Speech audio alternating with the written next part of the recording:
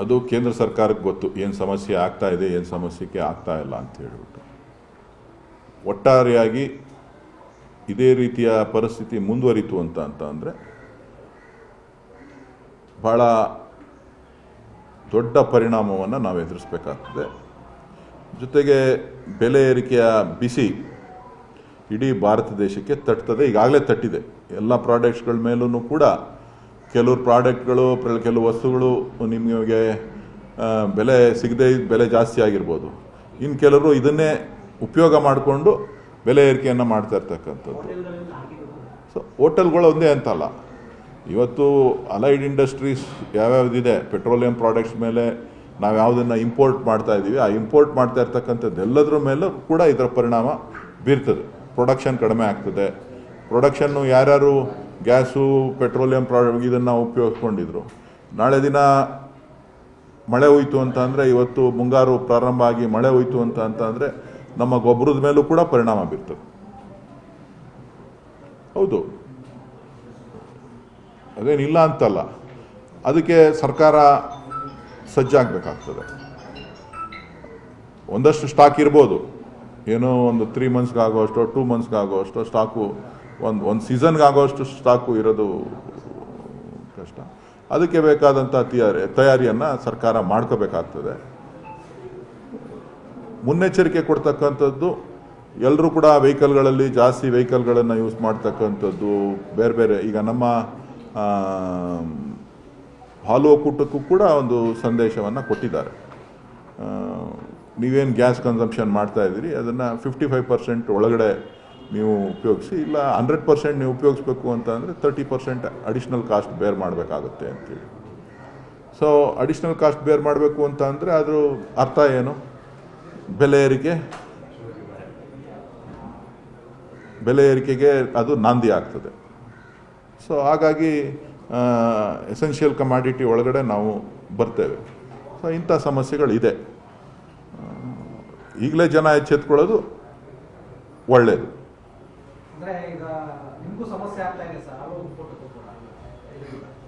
ಸಮಸ್ಯೆ ಏನಾಗ್ತಾ ಇಲ್ಲ, ಸದ್ಯಕ್ಕೆ ಸಮಸ್ಯೆ ಏನಾಗ್ತಾ ಇಲ್ಲ. ಸಮಸ್ಯೆಗಿನ್ನ ಬೆಲೆ, ನಮ್ಮ ಖರ್ಚು ವೆಚ್ಚಗಳು ಜಾಸ್ತಿ ಆದಾಗ ಅದನ್ನೇನಂತ ಕರಿಬೇಕು ನಾನು?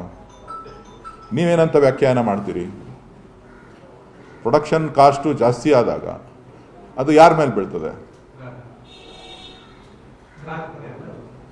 ನೀವೇನು ಹೇಳ್ಬಿಡ್ತೀರಿ? ಡಿ.ಕೆ. ಸುರೇಶ್ ಅವರು ಬೆಲೆ ಏರಿಕೆಯ ಬಗ್ಗೆ ಸೂಚಿತವಾಗಿ ಹೇಳಿದ್ರು ಅಂತ. ವಸ್ತುಸ್ಥಿತಿನ ನೀವು ಚಿಂತನೆ ಮಾಡಿದ್ರ? ಈಗ ಮುಂಗಾರು ಪ್ರಾರಂಭ ಆಗ್ತದೆ, ಬೇಸಿಗೆಗಾಲ ಯಾರೂ ಸುದ್ದಿ ಇಲ್ಲ. ಮಳೆ ಜೋರಾಗಿ ಹುಯ್ತು ಅಂತ, ಇಡೀ ರಾಜ್ಯದಲ್ಲಿ ಮಳೆ ಜೋರಾಗಿ ಹುಯ್ತು ಅಂತ ಅಂದರೆ ಜನ ಎಲ್ಲ 2 ಮಳೆ 3 ಮಳೆ ಹುಯ್ತು ಅಂತ ಅಂದರೆ ಜನ ಎಲ್ಲ ಹೊಲದ ಮೇಲೆ ಹೋಗ್ತಾರೆ, ಜಮೀನುಗಳ ಮೇಲೆ ಹೋಗ್ತಾರೆ. ತಕ್ಷಣ ಪ್ರಾರಂಭ ಆಗ್ತದೆ ಗೊಬ್ಬರ. ನೀವು ಅದ್ರ ಬಗ್ಗೆ ಎಚ್ಚರಿಕೆ ಕೊಡಿ. ನೀವು ಅದ್ರ ಬಗ್ಗೆ ಸ್ಟಾಕ್ ಎಷ್ಟಿದೆ, ಏನು, ಯಾವ ಟೈಮಿಗೆ ಸೋಯಿಂಗ್ ಮಾಡಬೇಕು, ಯಾವ ಟೈಮಿಗೆ ಗೊಬ್ಬರ ಬೇಕು, ಅದಕ್ಕೆ ತಯಾರಿ ಮಾಡಿದಾರ. ನೀವು ಮುನ್ನೆಚ್ಚರಿಕೆಯನ್ನು ಸರ್ಕಾರಕ್ಕೂ ಕೊಡಿ, ಜನಜಾಗೃತಿಯನ್ನು ಜನರಿಗೂ ಕೂಡ ಮೂಡಿಸಿ. ಸೋಲಾರ್ ಬಳಸ್ಲಿಕ್ಕೆ ಆಗೋದಿಲ್ಲ. ಅದು ಏನು, ನಾವು ಸ್ಟೀಮ್ ಜನ್ರೇಟ್ ಮಾಡ್ತೀವಿ. ಸ್ಟೀಮ್ ಜನ್ರೇಟ್ ಮಾಡೋಕ್ಕೆ ನಮ್ಮ ಬಾಯ್ಲರ್ಸ್ಗಳಿರ್ತದೆ. ನಮ್ಮ ಬಾಯ್ಲರ್ಗಳು ಇಲ್ಲ ಎಲೆಕ್ಟ್ರಿಕ್ ಬಾಯ್ಲರ್ ಯಾರೂ ಯೂಸ್ ಮಾಡ್ತಾ ಇಲ್ಲ. ಐದರ್ ಫರ್ನೇಸ್ ಆಯಿಲ್ ಯೂಸ್ ಮಾಡ್ತಾ ಇದ್ದಾರೆ, ಇಲ್ಲ ಗ್ಯಾಸ್ ಮಾಡ್ತಾ ಇದ್ದಾರೆ, ಇಲ್ಲ ಅಂತ ಅಂದರೆ ಫೈರ್ವುಡ್ ಯೂಸ್ ಮಾಡಬೇಕು. ನಾನು ಬಂದಿದ್ದ ತಕ್ಷಣ ನಾನು ಅದರ ಮೇಲೆ ಕ್ರಮ ತಗೊಂಡು ಈಗ ನಾವು ಫೈರ್ವುಡ್ ಯೂಸ್ ಮಾಡ್ತಾಯಿದ್ದೀವಿ. ಒಂದು ಸೆಕ್ಷನ್ನಲ್ಲಿ, ಒಂದು ಮೇಯ್ನ್ ಡೈರಿನಲ್ಲಿ ಅಲ್ಲ, ಕನ್ವರ್ಟ್ ಮಾಡಬೇಕು. ಅದನ್ನು ಬಾಯ್ಲರ್ಸ್ನ ಕನ್ವರ್ಟ್ ಮಾಡ್ಕೋಬೇಕು. ಬಾಯ್ಲರ್ಸ್ಗಳನ್ನ ಕನ್ವರ್ಟ್ ಮಾಡ್ತಾ ಅಂದಾಗ ಟೈಮ್ ತೊಗೊಳುತ್ತೆ. ಅದು 1 ದಿನದಲ್ಲಿ 2 ದಿನದಲ್ಲಿ ಆಗೋದಿಲ್ಲ. ಅದಕ್ಕೂ ಕೂಡ ಟೆಂಡರ್ ಮಾಡಬೇಕು. ನಾವು ಕಾಸ್ಟ್ ಜಾಸ್ತಿ ಆಗ್ತಾಯಿದೆ ಅಂಥೇಳಿ ಫರ್ನೇಸ್ ಆಯಿಲ್ ಪ್ರೈಸು ಮೊದಲು ಕಡಿಮೆ ಇತ್ತು, ಗ್ಯಾಸ್ ಪ್ರೈಸು ಕಡಿಮೆ ಇತ್ತು. ಜಾಸ್ತಿ ಆಗೋದ್ರಿಂದ ಗ್ರಾಹಕರ ಮೇಲೆ ಜಾಸ್ತಿ ಬೀಳ್ತದೆ, ನಮಗೆ ಹೊರೆ ಜಾಸ್ತಿ ಆಗುತ್ತೆ ಅಂಥೇಳಿ ಸ್ಥಳೀಯವಾಗಿ ನಾವು ಫೈರ್ವುಡ್ನ ಯೂಸ್ ಮಾಡೋದಕ್ಕೆ ಚಿಂತನೆ ಮಾಡಿ ಅದನ್ನು ಅಳವಡಿಸ್ಕೊಂಡಿದ್ದೀವಿ. 1 ಪ್ಲ್ಯಾಂಟಲ್ಲಿ ಅಳವಡಿಸ್ಕೊಂಡಿದ್ದೀವಿ, ಇನ್ನೂ 2-3 ಪ್ಲ್ಯಾಂಟ್ ಇದೆ. ಅದನ್ನು ಬೆಂಗಳೂರಲ್ಲಂತೂ ಆಗೋದಿಲ್ಲ ಫೈರ್ವುಡ್ ಉಪಯೋಗಿಸೋದಕ್ಕೆ. ಯಾಕೆ ಅಂತಂದರೆ ಪೊಲ್ಯೂಷನ್ ಇಶ್ಯೂ ಬರುತ್ತೆ.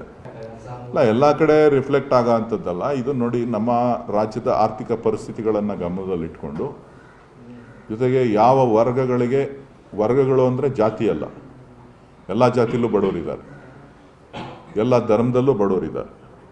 ಆ ಬಡವರನ್ನು ಗುರಿಯಾಗಿಟ್ಕೊಂಡು ಸೂಕ್ತವಾದಂಥ ತೀರ್ಮಾನಗಳನ್ನು ಸೂಕ್ತವಾದಂಥ ರೀತಿಯಲ್ಲಿ ಕೊಟ್ಟಿದ್ದೇ ಆಯಿತು ಅಂದರೆ ಆ ರಾಜ್ಯದಲ್ಲಿ ಆರ್ಥಿಕವಾಗಿ GDP ಜೊತೆಗೆ ಹ್ಯೂಮನ್ ಇಂಡೆಕ್ಸಲ್ಲೂ ಕೂಡ ಒಂದಷ್ಟು ಆರ್ಥಿಕ ಬೆಳವಣಿಗೆಯನ್ನು ಕಾಣಲಿಕ್ಕೆ ಸಾಧ್ಯ ಆಗ್ತದೆ. ಜೀವನದ ಮಟ್ಟ ಸುಧಾರಣೆ ಆಗ್ತದೆ. ಇವತ್ತು ನಮ್ಮ ಕರ್ನಾಟಕದಲ್ಲಿ ಇವತ್ತು ಏನು ಕೂಲಿ ಕಾರ್ಮಿಕರಿದ್ದಾರೆ, ಬಡವರ್ಗ ಇದೆ, ಅವರೆಲ್ಲರೂ ಕೂಡ ಇವತ್ತು ನೆಮ್ಮದಿಯಿಂದ ಇದ್ದಾರೆ. ಯಾರೇನೇ ಮಾತಾಡ್ಬೋದು, ಒಂದು ಕಡೆ ಅಭಿವೃದ್ಧಿ ಕುಂಠಿತ ಆಗಿದೆ ಅಂತಕ್ಕಂಥ ಕೂಗಿರ್ಬೋದು, ಆದರೆ ಆರ್ಥಿಕವಾಗಿ ಸಾಮಾಜಿಕವಾಗಿ ಒಂದು ಬದಲಾವಣೆ ಅಂತೂ ಕರ್ನಾಟಕ ರಾಜ್ಯದಲ್ಲಿ ಆಗಿದೆ. ಕೆಲವರು ವಿರೋಧ ಮಾಡ್ತಾರೆ, ನಾನು ಇಲ್ಲ ಅಂತ ಹೇಳೋದಿಲ್ಲ, ಸಮಸ್ಯೆಗಳಿದೆ ಇಲ್ಲ ಅಂತ ಹೇಳೋದಿಲ್ಲ. ಬಟ್ ಬದಲಾವಣೆಯ ಒಂದು ಪರಿಸ್ಥಿತಿ ಏನಿದೆ ಅದನ್ನು ನಾವು ಗ್ರಾಮೀಣ ಪ್ರದೇಶಗಳಲ್ಲಿ ನಾವು ನೋಡ್ತಾ ಇದ್ದೇವೆ. ನೆಮ್ಮದಿಯ ಬದುಕನ್ನು ನಾವು ಕಾಣ್ತಾ ಇದ್ದೇವೆ.